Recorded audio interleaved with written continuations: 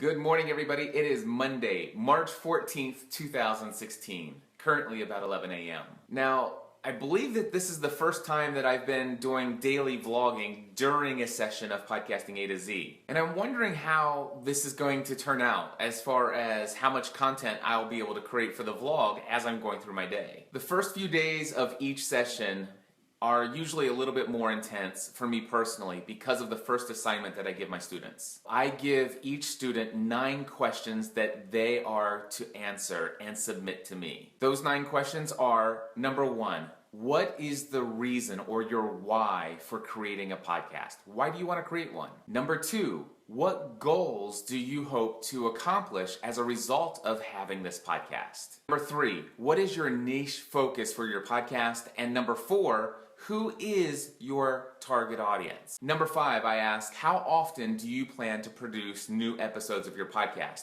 And number 6, what's the average length of your podcast going to be? Question number 7 is, what is the name of your podcast? And question number 8 is, give me a 1-paragraph description of your show. And the final question, I ask them to tell me a little bit about the format of their show. Are they solo hosted? Are they going to have a co-host? Interview based? That kind of stuff. Tell me about the show. Now, most of my students will be giving me their responses to these 9 questions within the first 3 days of the course. And every single time I can tell that the students, when they submit them, they just think, oh, this was great. Cliff gave this for me to think about for myself. And yes, I do want them to think about these very important things as they go through this process of starting their podcast. But what they don't expect is what I do next. For every student in my course, I go through their responses line by line and add my reactions to what they've shared, my thoughts, and a lot of additional insights and things for them to consider. I had one student, for example, a while back that told me he wanted to create a podcast where the subject was the Christian Bible. In his response to the target audience, he told me that it was people who are within the church, who are very devoted to God's Word on a daily basis, and people who are within the church but are really struggling to incorporate God's Word into their daily life. He also said that he wanted to be able to reach people who were once a part of the church but have left since, and people also who were thinking about joining the church. Obviously, in this case, I helped him hone in and understand the importance of actually reaching just one of those group of people as far as a focus. My feedback is always the same when I get this kind of response to that question, and what I try to explain to them is that if you decide to focus on one very specific group of people, that doesn't mean that the other people that you're thinking of won't find value in the content. But by focusing on this one group of people, and that's the group of people that you think of every single time you're creating new content, then you stand a much greater chance of always communicating something of interest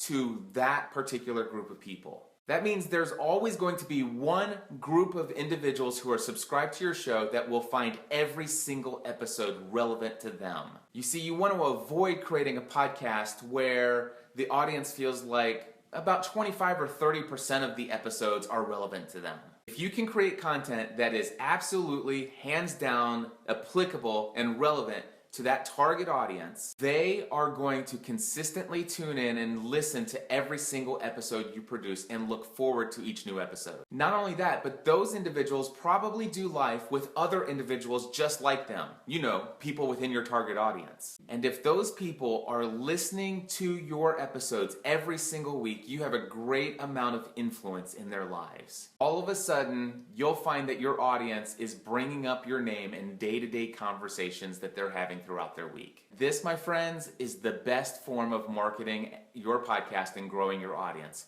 Word of mouth. As far as those other folks that are out there, the ones that aren't specifically in the target audience that you're thinking of when you're creating the content, it is extremely likely that many of those people will listen to your content that was designed for someone else but still find much of it applicable to their own life. Anyway, that's just the answer that I typically give to one type of question of these 9 responses that I get from my students. I typically spend anywhere between 15 minutes to an hour and a half responding with my reactions to their responses to the 9 questions. And that, my friends, is what most of my day today, tomorrow, and Wednesday will all be about. Well, my friends, it is now 5 p.m. I've had an awesome day of keeping up with questions with my A to Z students and maintained email inbox 0. I think I'm going to call it a day here in the office and go and have some dinner with my family. Well, my friends, it is now 10:30 p.m. and I just got finished with a 45-minute elliptical workout. I had a great dinner with Stephanie and the family tonight,